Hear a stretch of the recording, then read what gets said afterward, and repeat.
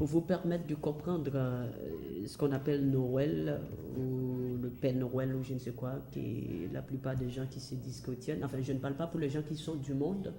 Surtout, je vous signale, je parle aux gens qui se disent ou qui disent qu'ils sont des chrétiens. Je parle à vous, je m'adresse à vous spécialement. Pour les gens du monde, je ne m'adresse pas à vous parce que vous êtes dans le monde, vous pouvez faire ce que vous voulez, vous n'êtes pas encore en Christ.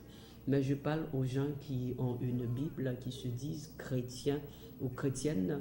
Donc je m'adresse à vous, vous qui avez des enfants ou en ce moment que vous leur avez donné de bonnets rouges, blancs, vous fêtez Noël. Donc nous allons voir surtout d'où vient ce mythe.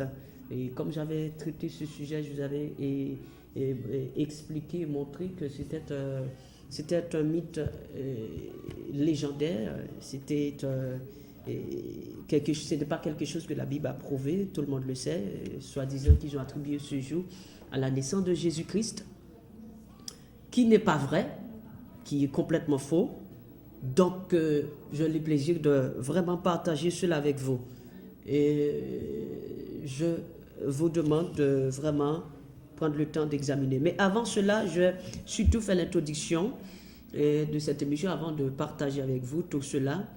Et à ce moment, donc, vous savez que c'est l'anniversaire mondial de, entre guillemets, soi-disant, naissance de Jésus-Christ, qui est complètement faux et qui n'est pas biblique non plus. Et beaucoup de gens aussi profitent le temps aussi pour des gens qui se disent des chrétiens, qui se trouvent dans des bâtiments qu'on appelle l'église, qui se disent chrétiens, qui fêtent leur anniversaire aussi, qui n'est pas selon Dieu, qui est une tradition diabolique. Et vous allez voir que c'est diabolique parce que vous pouvez constater comme dimanche dernier, je ne m'en souviens pas quel dimanche, je crois que c'était le dimanche après que j'ai quitté la télévision parce que j'avais émission. Et je crois que c'était ce dimanche aux environs de 8 heures, environ 8 heures comme ça. J'avais vu à la télévision qu'a suivi sur ce plateau une vidéo qu'on passait d'une église, enfin, je dis église, d'un bâtiment. Et je voyais que les gens qui... en fait, des fois, je me demande pourquoi est-ce que ces gens n'ont pas ce qu'on appelle la honte. Parce qu'il y a des choses, je crois qu'il fallait vraiment garder ces choses chez vous. Ne pas laisser les gens visionner ces genres de vidéos ou ces genres de choses que vous faites dans vos, enfin, je dirais dans vos camps de concentration. Parce que ce ne sont pas des églises, ce sont des camps de concentration, des salles d'attente pour en faire. Donc, si j'étais à vos places, je ne laisserai pas ces genres de vidéos vis-à-vis des gens pour que les gens puissent visionner. Parce que là, on est en train de constater des choses qui ne sont pas bibliques. Et ce qui est lamentable dans tout ça, vous regardez des gens qui se disent des chrétiennes, des gens qui disent qu'ils sont des chrétiennes, qu'ils ont des relations avec Dieu, qui se tiennent assis devant ces gens qui fête, je crois que c'était l'anniversaire du gourou qu'on appelle pasteur. Moi, je n'appelle pas ça pasteur, j'appelle ça plutôt gourou, parce que ce n'est pas un pasteur. Donc, qui fête son anniversaire et que tout le monde le souhaite joyeux anniversaire. Vous avez trouvé ça où? C'est comme si vous refusez de retourner au fondement des apôtres, vous refusez de faire ce que la Bible a dit, vous savez que c'est la vérité, mais puisque vous voulez périr les gens, et que vous avez votre intérêt à défendre et vous ne vous faites rien pour l'âme des gens. De toute façon, ces gens qui sont en face de vous, ce ne sont pas des gens qui ont besoin d'être sauvés. Ce sont des gens qui ont besoin de continuer dans leur débauche, des gens qui veulent continuer dans leur mauvaise vie. Mais ce sont des gens qui ne sont pas conformes à la parole, qui peuvent se retrouver dans ces camps ou dans ces lieux. Puisqu'en sachant que la parole de Dieu est claire, l'anniversaire, nous avons ça à travers la Bible, c'est Hérode qui fêtait son anniversaire. Et des cadeaux de Noël, c'était Hérode, des cadeaux d'anniversaire ou de Noël, je ne sais pas, bon, de toute façon, on va venir là-dessus. Mais des cadeaux d'anniversaire, ce sont Hérode. On avait vu ça bibliquement. Et lors de son anniversaire, et la fille de sa femme dansait pour lui. Et il a dit à cette fille-là, demande-moi ce que tu veux. Ne serait-ce que la moitié de mon royaume, je te l'accorde. Donc, la mère de cette fille a conseillé à cette fille de demander la tête de Jean-Baptiste. Le jour de l'anniversaire d'Hérode, c'était la tête de Jean-Baptiste qu'on avait comme cadeau. Et maintenant, vous voyez des hypocrites, des pharisiens qui se plantent, je dirais qui se tiennent dans des camps de concentration. Je n'appelle pas ça l'église. Je n'appellerai jamais ça l'église. Dans des camps de concentration qui riaient comme si c'était joli. Et quand je regardais ça, je dis, mais c'est lamentable. Des gens qui battaient les mains comme si c'était, oui, gloire à Dieu, amen. Amen, puisque ce qu'ils sont en train de faire, c'est biblique. Vous êtes que des hypocrites. Et vous n'allez pas être d'accord avec moi. Et je n'ai pas besoin que vous soyez d'accord avec moi. Je n'ai pas besoin non plus que vous m'aimiez. Ça ne m'intéresse pas. Ce qui m'intéresse, c'est que la parole de Dieu soit appliquée. Et si vous ne voulez pas appliquer la parole de Dieu, alors ne laissez pas ces gens de vidéos abominables apparaissent aux yeux des gens. Parce que les yeux des gens sont ouverts. Ils savent que les chrétiens ne doivent pas appliquer ce genre de choses. Donc, en souhaitant bon anniversaire, pasteur, c'est quoi ça? Vous avez trouvé ça où? De quelle Bible? Vous êtes du monde, restez dans le monde. Vendez votre Bible, parce que votre Bible ne vous sert à rien. Vendez votre Bible, donnez la Bible à quelqu'un qui connaisse l'importance de la Bible, mais pas vous. Vous n'avez pas besoin d'une Bible. Ça fait longtemps que vous avez une Bible. Qu'est-ce que vous avez fait avec? Rien du tout. Vous continuez à piétiner la parole, continuez à faire ce qui est contraire à la parole, et vous dites que vous êtes chrétien. Vous prenez que vous êtes chrétien. Vous perdez vos temps, frère. Vous perdez vos temps. Continuez à fêter les anniversaires, puisque vous êtes du diable, et je vais vous expliquer qui vous fêtez, avec qui vous donnez ces honneurs, en l'honneur de qui, je vais vous expliquer cela.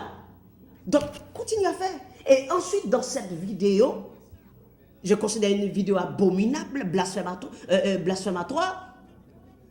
Vous voyez des jeunes garçons, des petits enfants qui jouent comme des enfants qu'on donne à manger, qui ne savent pas comment manger, mais qui fait pipi dans le plat et qui mettent de la terre. Vous comprenez ce que je veux dire? Donc des jeunes qui faisaient des pièces de théâtre à l'intérieur de ce camp de concentration, de ce bâtiment, de salle d'attente pour en faire. Ensuite, ils blasphèment, ces jeunes sont en train de blasphémer le nom de Dieu. Or, Dieu a dit qu'il ne faut pas citer, prononcer son nom en vain. Donc ces jeunes je dirais, se donnent le luxe de prendre le nom de notre Seigneur Jésus-Christ en vain, en se faisant passer pour des faux pasteurs, comme ils sont parmi des faux pasteurs et ils n'ont même pas honte. Parce que ces jeunes sont en train de se moquer d'eux-mêmes, de ces pasteurs, ces faux pasteurs qui sont devant eux. Ils sont en train de se moquer de ces faux pasteurs. Mais ces faux pasteurs n'ont pas de honte. Cela ne les a pas dérangés. Donc on voit des jeunes filles qui faisaient des choses abominables, qui blasphèment le nom de Dieu. Et puis le peuple ignorant qui se trouve en face est en train de Amen, en train de s'applaudir, de glorifier Dieu. Vous vous moquez de qui là? Vous vous moquez de Dieu, c'est ce que vous pensez? C'est ce que vous pensez? Vous pensez que vous êtes en train de vous moquer de Dieu? Mais non, vous êtes en train de moquer de vous-même. Parce que vous savez que votre vie n'est pas correcte. Vous savez que la manière que vous vivez n'est pas correcte. Et c'est pourquoi vous êtes dans ce camp de concentration. Vous n'êtes pas encore prêt pour l'évangile. Donc vous continuez à blasphémer, vous continuez à vous prostituer dans ces doctrines diaboliques. Continuez à vous prostituer, continuez à piétiner la parole de Dieu. Et vous avez des hommes soi-disant je l'appelle ces gens-là pas pasteurs, ce sont des imposteurs qui se trouvent en face de vous, qui n'ont pas la capacité de dire cela n'est pas biblique. Et vous avez un peuple ignorant qui se trouve en face, qui est en train d'applaudir de toutes ces choses pernicieuses, blasphématoires. Ils sont en train d'applaudir. Donc, de toute façon, nous sommes à la fin du monde. Puisque maintenant, ils ont légalisé, ils ont dépénalisé le mariage entre père et fille, entre mère et fils, entre frère et sœur. C'est normal, continuez. Apocalypse 22, 11. Que celui qui est injuste soit encore injuste. Que celui qui est souillé se souille encore. Et que le juste pratique encore la justice. Et que celui qui est saint se sanctifie encore. Peu importe les persécutions, les saints doivent se sanctifier encore. Peu importe dans les souffrances, les tourments, il faut continuer à se sanctifier. Dans la foi, dans la parole. Peu importe qu'on soit persécuté ou attaqué, nous devons continuer à nous sanctifier. Mais laissez ceux qui sont du monde, qui sont du diable, continuer à se prostituer dans des choses que la Bible a condamnées formellement, comme des fêtes d'anniversaire ou des fêtes de Noël que les gens sont en train de fêter et qui se disent être de chrétiens. Et ce qui me fait mal, c'est qu'il y a des gens, soi-disant des pasteurs, qu'on appelle pasteurs, qui se trouvent devant ces gens-là, ces enfants-là en train de blasphémer le nom de Dieu. Personne n'est capable de dire c'est pas normal. Tous des lâches. Apocalypse 21, 8.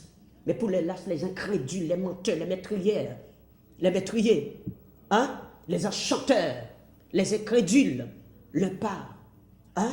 C'est la seconde mort. Hein? Le temps de feu de souffle qui est la seconde mort. C'est votre part, vous, qui vous tenez dans ce camp de concentration en train de blasphémer le nom de Dieu avec ces jeunes. Votre part, c'est le temps de feu. Si vous ne vous échappez pas, vous avez encore le temps de vous repentir. Mais vous voulez continuer dans votre prostitution, continuez. Et vous aurez votre récompense. Et pas trop tard, très bientôt. Très, très bientôt. Car nous sommes à la comble des combles de l'apostasie. L'apostasie est à son comble. Légaliser le mariage entre mère et fils, c'est le comble. Légaliser le mariage entre frères et sœurs, c'est le comble. Légaliser le mariage entre père et fille, c'est le comble. Alors vous continuez dans votre prostitution. Continuez.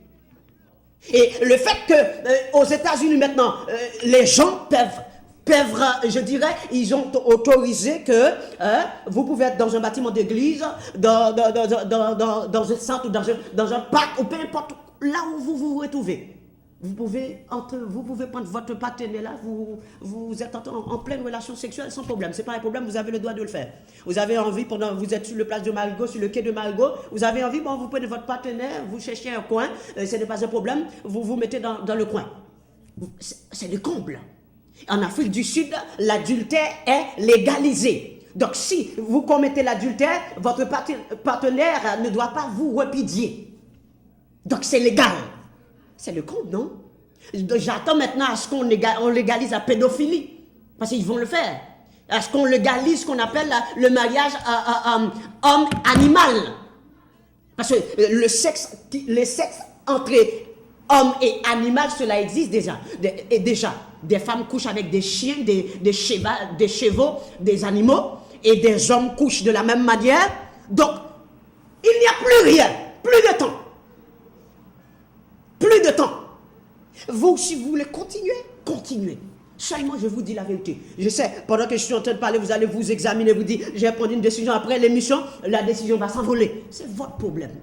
Seulement, je sais que Acte 13, 48, tous ceux qui étaient destinés à la vie éternelle ont cru. Et en croyant, ils ont fait des actions. Ils ont fait des actions. Donc, à vous de choisir. Donc, dans ces camps de concentration, je vous mets en garde. Si vous êtes dans ces camps-là, vous ne pouvez pas être sauvés. Des hommes, des pasteurs qui ne sont pas baptisés, et non seulement cela, ce qu'ils enseignent. Qu'est-ce qu'ils enseignent? Alors, vous étiez dans le monde. Vous n'avez pas été dans, je dirais, dans le médiaplex pour regarder une pièce de théâtre. Vous êtes soi-disant dans l'église qu'on appelle, entre guillemets, qui n'est pas vrai, l'église de Jésus-Christ. Alors, quand vous me dites que vous allez à l'église, c'est à l'église, vous allez regarder une pièce de théâtre. Vous étiez dans une pièce théâtrale, tout simplement. Vous regardez, vous riez, vous vous moquez, vous dansez débauché. Hein? Quand vous avez terminé de bambocher, hein? J'utilise ce mot, peu importe le vocabulaire, quand vous avez terminé de bambocher dans votre camp de concentration, et après, au lieu qu'on passe des temps dans la prière, hein? Vous passez des temps dans une pièce de théâtre. Des jeunes en train de se moquer de Dieu. Et vous riez. Et après, quand vous rentrez chez vous, vous dites, vous avez été béni, vous étiez à l'église. Vous étiez dans un camp de concentration. Vous êtes dans une boîte de nuit. Vous êtes à la MJC de Sandegonde, en train de regarder des jeunes qui, si vous voulez des pièces de théâtre, envoyez chercher G6 fois, comme le faisait le soi-disant frère la dernière fois. Et il voulait entendre des pièces de théâtre, il avait envoyé chercher G6 fois. Donc c'est ce que le pasteur doit faire aujourd'hui. Vous voulez de la distraction. La prière ne vous intéresse pas, les enseignements ne vous intéressent pas, la vérité ne vous intéresse pas, c'est l'argent et du plaisir. Donc que le peuple vous donne de l'argent et que vous donniez en retour du plaisir au peuple. Parce qu'il dit dans le dernier temps, les hommes sont égoïstes, amis de l'argent, aimant le plaisir plus que Dieu. Donc nous sommes en plein dedans. Donc donnez du plaisir, de la musique, de la danse au peuple, et le peuple apporte de la dîme. Et après, à la fin, vous irez direct, droitement en enfer. Parce que de toute façon, vous ne ferez pas d'escale. C'est en enfer directement, c'est vol direct en enfer. Parce que vous ne réglez rien, c'est rien du tout. Ça n'a rien à voir avec la Bible. Donc vous voulez regarder le théâtre, allez à la mégaplex, à la partie hollandaise. Va regarder des théâtres, des pièces théâtrales, des films. Allez perdre vos temps. Parce que vous n'avez pas le temps de prier, même pour apprendre un psaume. Donc vous avez le temps que pour distraction, pour le plaisir. Va à la mégaplex. Hein? Allez vous amuser. Hein? Quand il y a de balles, les chanteurs compas ceux qui viennent là, allez écouter Matéli, Suite Mickey, je ne sais quoi, hein, les Mascompas, les Djakout, tout ça là. Allez passer vos temps. Quand Wanta est en train de jouer là, à Wanta, il y a beaucoup de DJ qui jouent très bien, qui donnent du plaisir. Hein, il y a beaucoup de musique. Allez à Wanta et puis ambiancez-vous, secouez vos corps, parce que c'est ce que vous avez seulement. Parce que après, c'est en enfer que vous irez, en enfer. Donc c'est seulement ça que vous pouvez vous profiter. Alors profitez-en. Ambiancez-vous, profitez de la vie, profitez, et amassez les fatras du monde, amassez toutes les choses du monde, mais ne pensez jamais à votre vie spirituelle, ne pensez jamais que nous sommes à la fin des temps, ne pensez jamais que nous sommes au bout du fil, et qu'il n'y a plus de temps, et je vous le dis bien, il est autorisé que les mères se marient avec leur fils. Et je vous avais montré une dame qui se marie avec son fils. Et qu'elle était enceinte de 6 mois de son fils. Et maintenant, nous avons la légalisation de ces lois-là. Que des femmes, des mères peuvent se marier avec leur fils, des pères peuvent se marier avec leur fille, et des frères peuvent se marier avec leur soeur, leurs frères. Donc, nous sommes au comble. Alors, continuez. Ma responsabilité, c'est de vous prévenir. Vous ne pouvez ne pas m'aimer, c'est votre problème. Je n'ai pas besoin de vous, que vous m'aimiez. Parce que votre amour n'est pas sincère.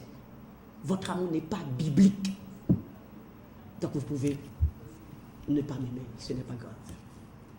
Alors, quand vous voyez des gens là qui font de l'anniversaire, de cadeaux, comme dans les gens du monde. Alors, on va voir juste où est-ce que cela, d'où est-ce qu'il de tenir cela. Ce n'est pas biblique, ce n'est pas de Dieu. Donc, regardons où cela. Je vais lire ce petit communiqué afin que vous puissiez comprendre. Alors, anniversaire. D'où vient la tradition du gâteau bougie? Donc, les gâteaux qu'on met des bougies, des quantités de bougies, j'espère que des chrétiens ne font pas cela. Hein? En faisant des gâteaux, allumer des bougies là-dessus, tout autour, sans avoir connu la signification avec qui vous donnez cet honneur, cette gloire-là, qui vous honorez. J'espère que les chrétiens sanctifiés ne font pas cela. Ok. Que vous l'entendiez avec impatience ou que vous le redoutiez, rien n'y fera. Comme chaque année, la date de votre anniversaire va arriver. Aujourd'hui, il est l'usage de faire un gâteau et d'y planter autant de bougies que d'années passées. Mais d'où vient cette tradition? Pour les Grecs, chaque humain naissait avec un esprit protecteur ou daimon qui veillait sur lui toute sa vie. Cet esprit était en relation avec le Dieu, le petit D, le Dieu dont l'anniversaire correspondait au jour de naissance de l'individu.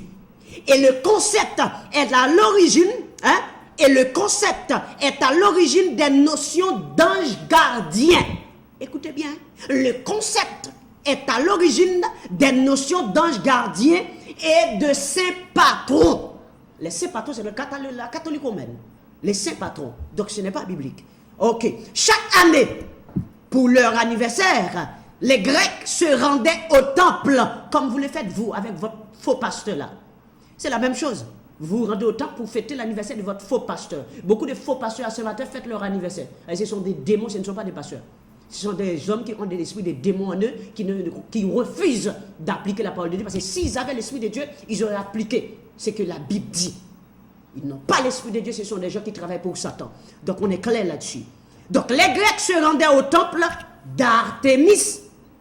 Les Grecs se rendaient au temple d'Artémis, déesse de la lune et de la chasse, avec un gâteau de miel pour évoquer la forme de la lune, et allumer tout autour des cierges pour évoquer la brillance de l'astre.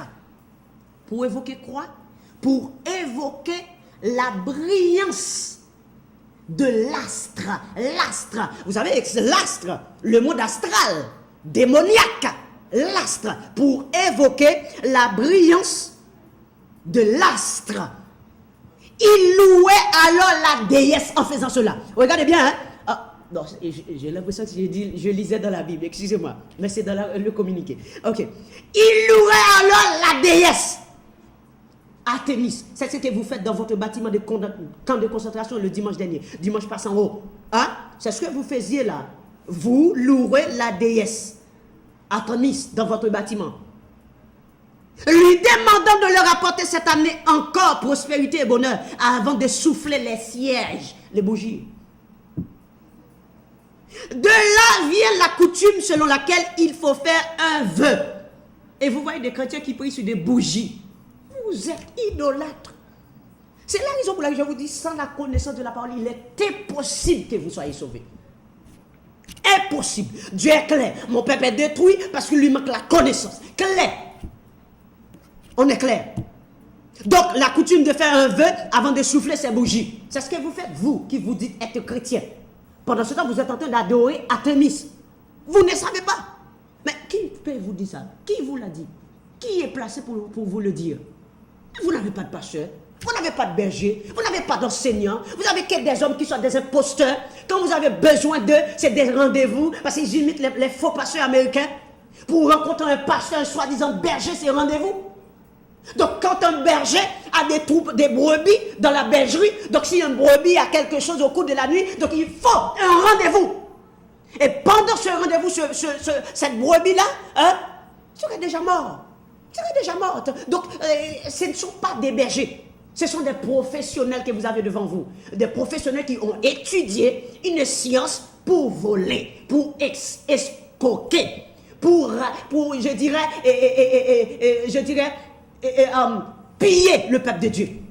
Mais ce ne sont pas des pasteurs. Et c'est la raison pour laquelle, pour les avoir, il faut un rendez-vous. Et c'est dans un mois.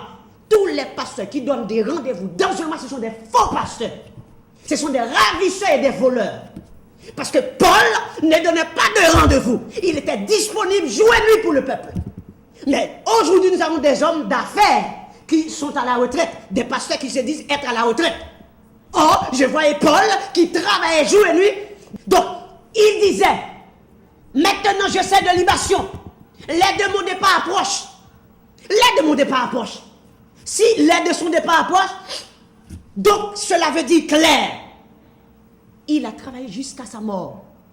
Jusqu'au moment où il est décapité. Mais maintenant, vous avez quoi? Vous avez des pasteurs qui sont là pour les voir. Il faut un rendez-vous.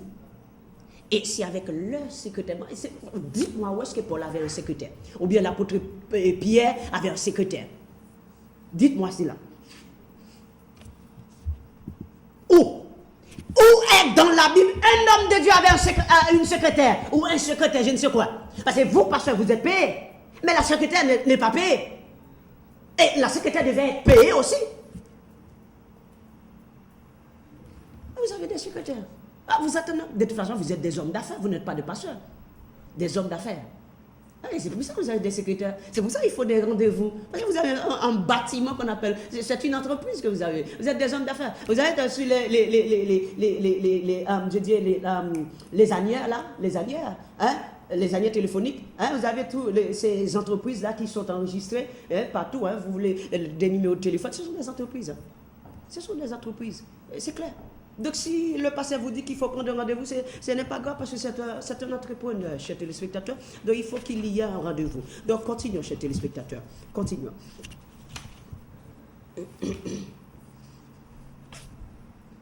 Alors, en Europe, le christianisme, comme souvent, commençant par rejeter le rituel du gâteau et des bougies jugées païennes. Quand on parle de christianisme là, on parle de l'église catholique romaine, ok? On ne parle pas de la vraie église. Parce que vous savez que dans les journaux, quand on parle de chrétiens, on parle de la catholique romaine, qui n'est pas chrétien vraiment. On est clair. Donc, on ne fêtait alors pas sa date d'anniversaire, mais le jour du saint patron dont on portait le prénom. On fêtait le jour d'anniversaire de cela. Vous voyez, des fois, il y a des fêtes de ceci, des fêtes de cela, des saints de l'église catholique romaine. C'est ce que les protestants ont fait de la même manière. Des fois, il y a des conventions, c'est l'anniversaire de l'église, hein? L'anniversaire de l'église, des conventions de l'anniversaire de l'église, ou des anniversaires de Déborah, d'hommes, je ne sais quoi, de Madoché. Vous ne voyez pas, vous êtes des enfants qui jouent. Vous êtes des enfants qui jouent. C'est clair. Vous n'êtes pas des gens qui travaillent pour le royaume. Vous jouez. Et acceptez, vous n'êtes pas de Dieu. C'est clair. Je n'ai pas le temps pour ça. Les gens, les choses du monde, ça ne m'intéresse pas. Je n'ai pas de projet. Mon seul projet, c'est la vie éternelle. Mon seul projet, c'est de me préparer pour l'enlèvement. Rien du tout. Je n'ai pas de projet. Je n'ai rien comme projet. Rien. Je n'ai pas dit vous ne devez pas avoir de projet, c'est vous, votre projet, c'est dépend de votre, je dirais, de votre niveau avec le Seigneur. Donc, moi, je n'ai pas de projet et je n'aurai jamais de projet. Sinon, le projet de l'enlèvement, le projet de marcher selon le principe de la parole de Dieu. C'est la raison que je vous dis, quand vous posez des questions à propos des choses que les gens font, ils vont vous dire, je pense que, mais, gardez ça pour vous. Avec vous, je pense que, je crois que, mais, gardez cela. Dites-moi ce que dit la Bible. Vous fêtez anniversaire, pasteur? Où est-ce que vous avez trouvé ça? Où est-ce qu'un homme de Dieu avait fêté son anniversaire? Le jour de sa naissance. Où? Montrez-moi cela. Montrez-moi. Les échanges de cadeaux là, hein? Vous avez trouvé ça où? Où?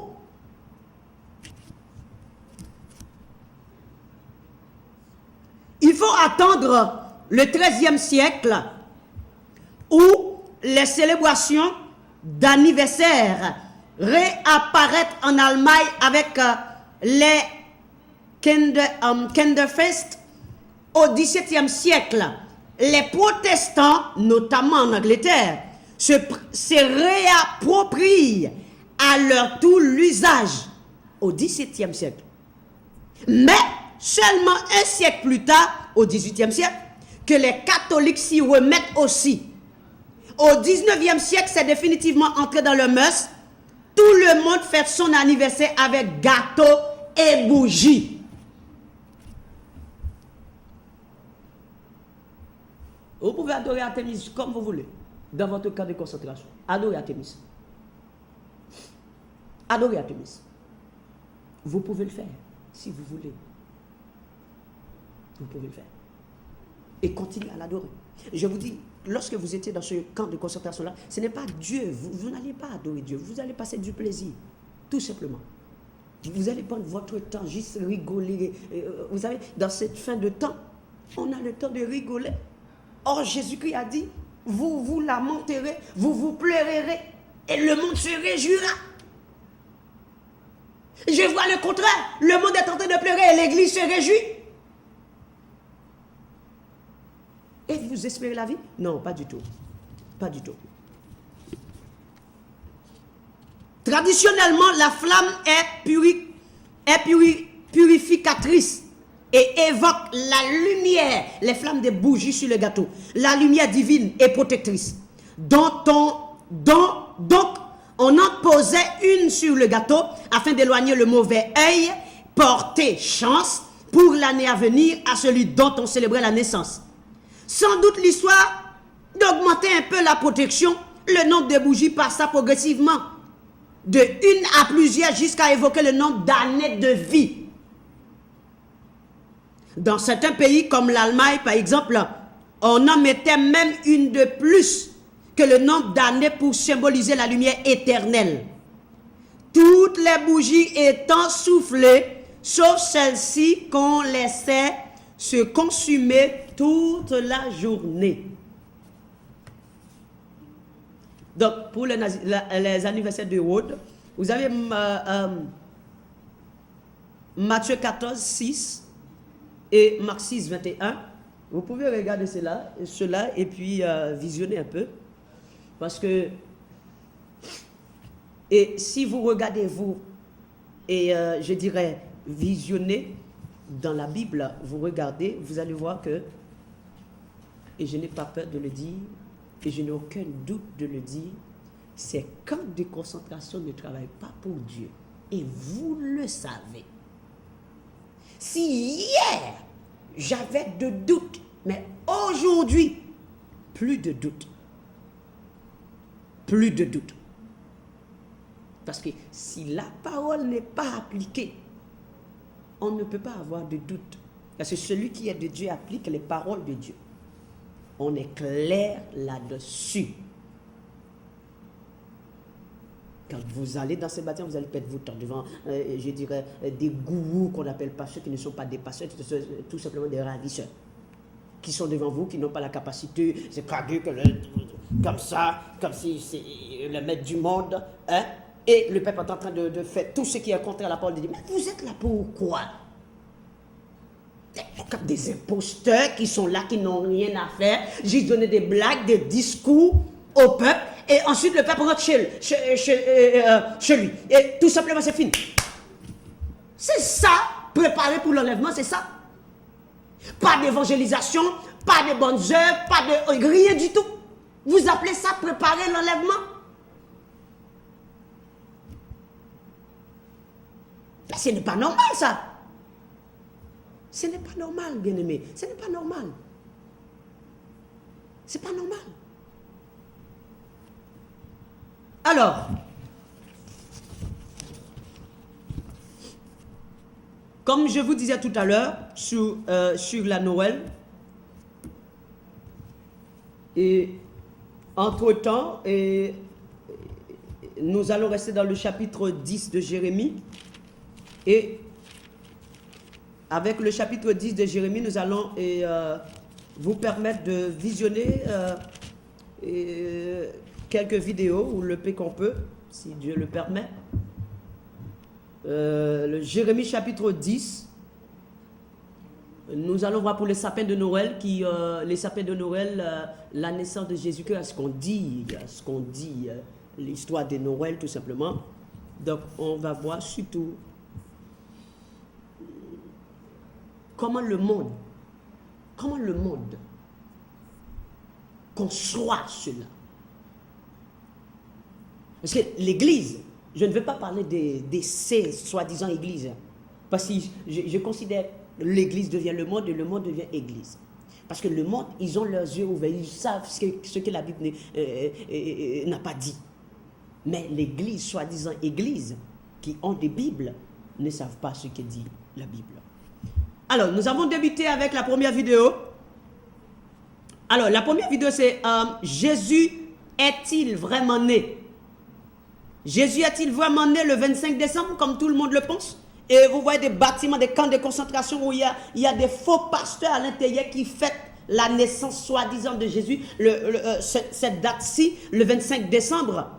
Ce sont des faux pasteurs, ce sont des camps de concentration, des salles d'attente pour enfants qui font cela. Mais l'église de Jésus-Christ ne peut pas trahir le Seigneur, ne peut pas trahir la parole. Donc, nous allons voir, selon le monde, Jésus-Christ, nous savons selon l'église que cela n'existe pas, ce n'est pas vrai. Mais selon le monde, Jésus-Christ est-il né le 25 décembre? Allons voir selon l'histoire. Donc, regardons, Jésus est-il vraiment né le 25 décembre? Et nous reviendrons tout juste après. Nous allons visionner ensemble.